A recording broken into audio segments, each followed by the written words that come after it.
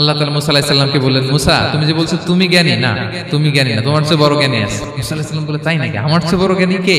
রাসূল সাল্লাল্লাহু আলাইহি ওয়াসাল্লাম বলেছিলেন, ইস আমার ভাই মুসা যদি আরেকটু ধৈর্য ধরতো তাহলে আরো কিছু অজানা তথ্য আমরা জানতে পারতাম। জানার কোনো শেষ নেই, জাননেওয়ালার উপরও জাননেওয়ালা আছে, জ্ঞানীর উপরও জ্ঞানী আছে। আপনি কিছু জেনেই মনে করবেন না আমি সব জানি।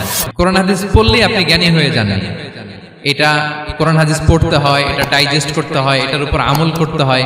এই জ্ঞান অর্জন শেষে এরপরে আল্লাহর প্রিয় বান্দাদেরকে আল্লাহ অন্তরে ইলমের নূর দেন, ইলহাম দেন। That is the knowledge, that is the pure knowledge.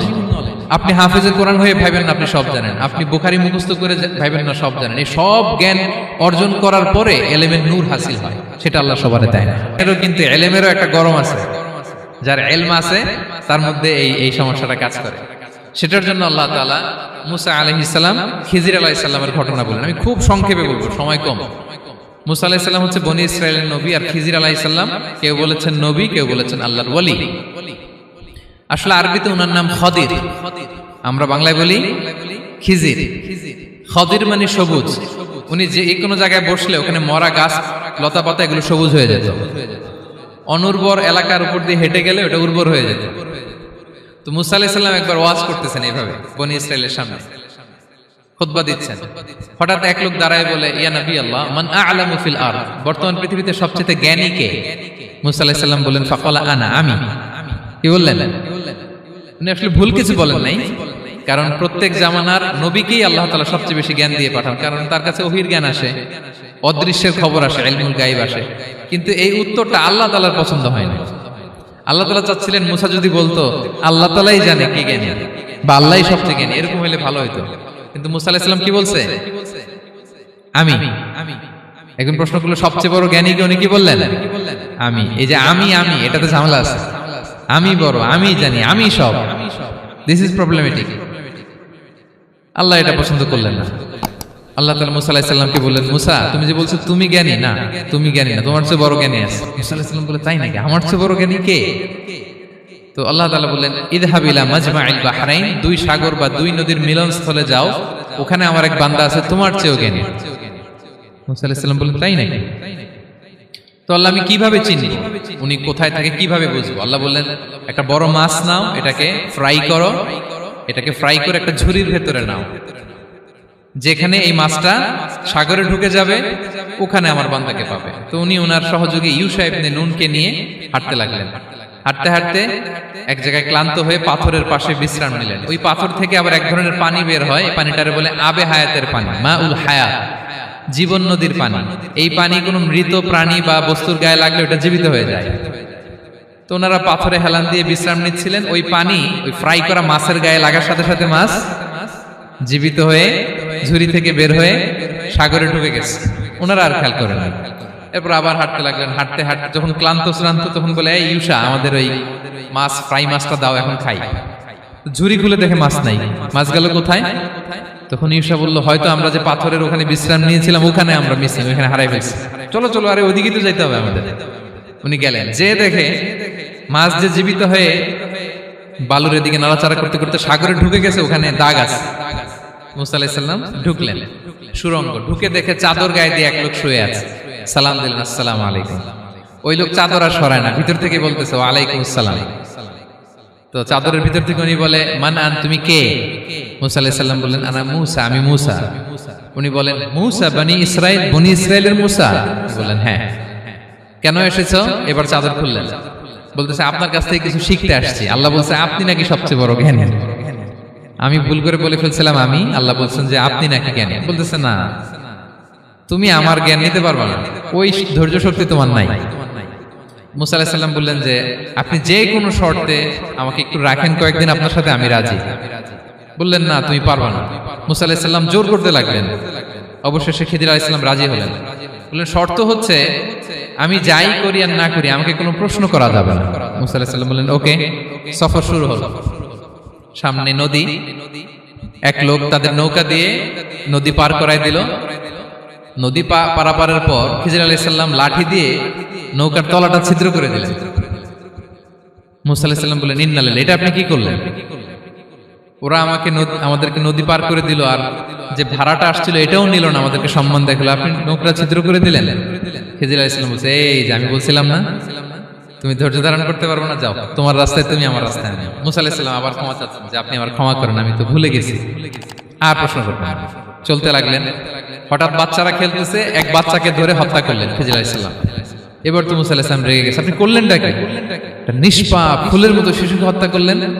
খিজির আলাইহিস সালাম বলে, এই যে আমি জানতাম যে তুমি ধৈর্য ধারণ করতে পারবে না, তোমার রাস্তা এক, আমার রাস্তা আরেক, যাও। এবার মুসা আলাইহিস সালাম করজোর করতেছে যে this is the last chance, একটা ফাইনাল চান্স দেন, একটা সুযোগ দেন, আর আমি প্রশ্ন করব না, এটাই লাস্ট। বলেন ওকে ঠিক আছে।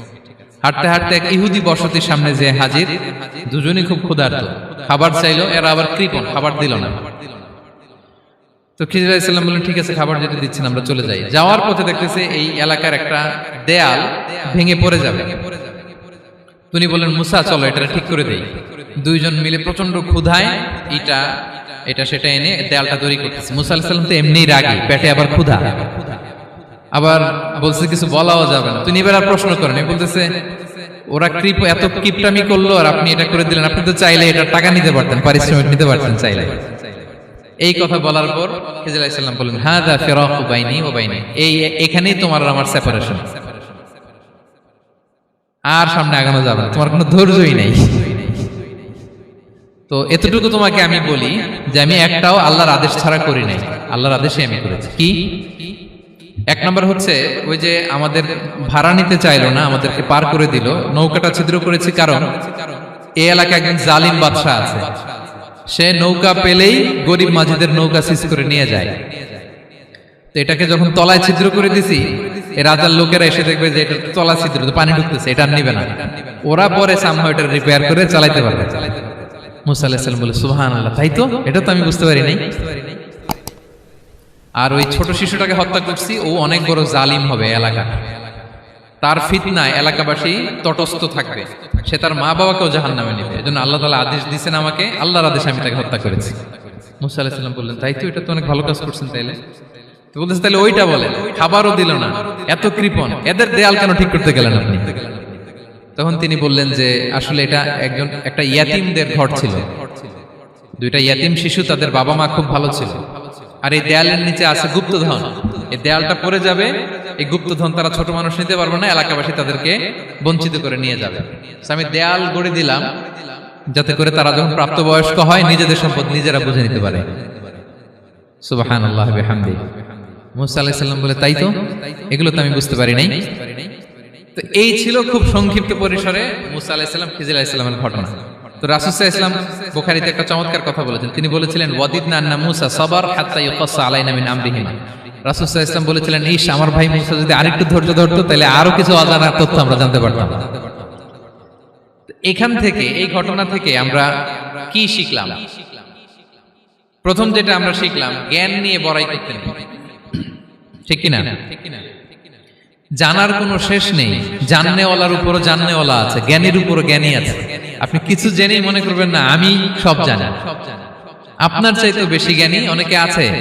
অনেক সময় বক্তার চাইতেও শ্রোতারা অনেক জ্ঞানী। হয়তো এখানে এমন অনেক জ্ঞানী লোক আছে যার ধারে কাছেও আমরা কেউ নেই, হতে পারে। সো আমি সব জানি, এটা ভুল, এটা শয়তান বলে। এটা কে বলে? শয়তান বলে। আবু নাওয়াস একটা কবিতা লিখেছেন, ওয়াকুল্লি মান ইয়াদঈ ফিল ইলমি ফালসাফাতান হাবাসতা শাইআন ওয়া গাবাত আনকা আশিয়াউ। কেউ যদি বলে আমি সব জানি, তুমি তাকে বৃদ্ধাঙ্গুলি দেখিয়ে বলো আপনি কিছুই জানেন না, আপনি অল্প কিছু জেনেছেন, জানার এখনো অনেক বাকি। তাহলে মুসা আলাইহিস সালামের এই ঘটনা জিজ্ঞেস করা হলো কে জ্ঞানী, উনি বললেন আমি জ্ঞানী। এরকম কি আমরা কখনো বলবো? না। সবচাইতে বড় জ্ঞানী কে? ওয়া ফাওকা কুল্লি যী ইলমিন আলিম। সবচাইতে বড় জ্ঞানী আল্লাহ তাআলা। সো জ্ঞান নিয়ে আমরা অহংকার করব না। দুই নম্বর যে শিক্ষাটা আমরা পাই, ওই যে নৌকা দিয়ে পারাপার হচ্ছিল, তখন একটা চড়ুই পাখি এসে সাগরের মধ্যে মুখ দিয়েছিল। তো খিজির আলাইহিস সালাম বললেন, মুসা তুমি কি চড়ুই পাখিটা দেখতে পাচ্ছ? হ্যাঁ দেখতে পাচ্ছি। চড়ুই পাখিটা যে সাগরে মুখ দিলে দেখতে পাচ্ছ? হ্যাঁ দেখতে পাচ্ছি। তখন খিজির আলাইহিস সালাম বললেন, চড়ুই পাখিটা সাগরে মুখ দিয়ে পানি খাওয়ার পরে চড়ুই পাখির ঠোঁটে বা চঞ্চুতে যতটুকু পানি লেগে আছে, এই পানিটা হচ্ছে তোমার, আমার এবং মহাবিশ্বের আমাদের সকলের জ্ঞান। আর এই মহাসাগরের সকল পানি হচ্ছে আল্লাহ তাআলার জ্ঞান।